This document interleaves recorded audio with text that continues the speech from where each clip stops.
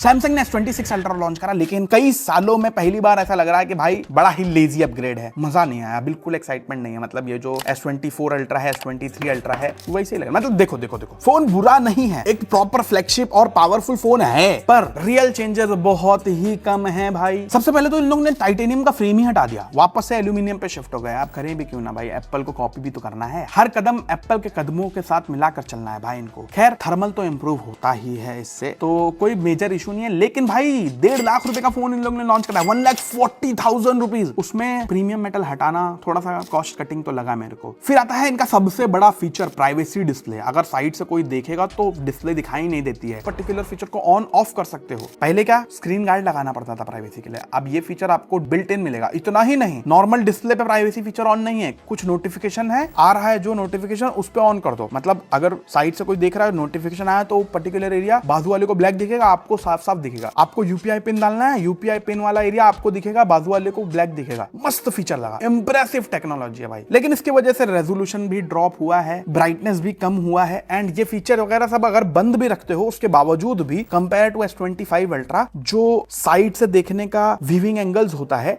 वो कम हुआ है। Mister who is the boss ने ये चीजें अपनी वीडियो में पॉइंट आउट करी। मतलब कूल फीचर तो है, लेकिन उसके लिए कॉम्प्रोमाइजेस भी हैं। परफॉर्मेंस काफी ज्यादा स्ट्रॉन्ग है, स्नैपड्रैगन 8 एलीट जेन 5 चिप काफी जबरदस्त, और जो बेस वेरिएंट्स हैं S26, S26 प्लस, इनके अंदर भाई दुनिया का पहला 2 नैनोमीटर वाला चिप डाल दिया भाई, Exynos 2600। रियल लाइफ में तो टेस्टिंग करने के बाद ये बता पाएंगे क्या लेवल है इसका। अच्छा, मैं कैमरा से बहुत ही ज्यादा डिसअपॉइंट हुआ हूं। सेम टू सेम सेंसर्स हैं, हालांकि लेंस में थोड़ा सा अपर्चर इन लोग ने चेंज करा है, थोड़ी ज्यादा बेटर लाइट वगैरह ये इनटेक करेगा। लेकिन भाई ये सेंसर्स S23 अल्ट्रा से चला रहा है, कुछ तो अपग्रेड होना चाहिए कि नहीं होना चाहिए भाई। हालांकि बैटरी भी सेम टू सेम है, अगेन वही 5000 mAh battery, no silicon carbon. लोग 7500 पे पहुंच गए, इनको सिर्फ फोन पतला करना है, फोन पतला कर दिया, 5000 mAh की बैटरी रखा। भाई फोन थोड़ा सा 2 mm और मोटा कर दो चलेगा, लेकिन 6000 mAh बैटरी दो यार। हालांकि सॉफ्टवेयर और एआई के फीचर्स काफी ज्यादा अच्छे इन लोगों ने डाले हैं इस बार, लेकिन अगेन ये सारे सॉफ्टवेयर फीचर्स तो S25 अल्ट्रा में भी आ ही जाएंगे। और जो बिग्सबी है उसका और परप्लेक्सिटी का मिलन हो गया है, तो बिग्सबी थोड़ी और ज्यादा स्मार्ट हो गई है। प्राइसिंग थोड़ा मेरे को ना जस्टिफाइड नहीं लगी टू बी ऑनेस्ट, अगर ओवरऑल बताऊं तो। मतलब देखो सिंपली बोलूं तो बुरा फोन तो नहीं है S26 अल्ट्रा, लेकिन कोई एक्साइटिंग फोन भी नहीं लग रहा है इस बार। वही S22 अल्ट्रा के जैसा डिजाइन है, कुछ बड़ा मतलब मेजर अपग्रेड नहीं है, दिखने में भी कोई मेजर अपग्रेड नहीं है। ओवरऑल खाली वही एक प्राइवेसी डिस्प्ले के अलावा कुछ मजा नहीं आएगा। तो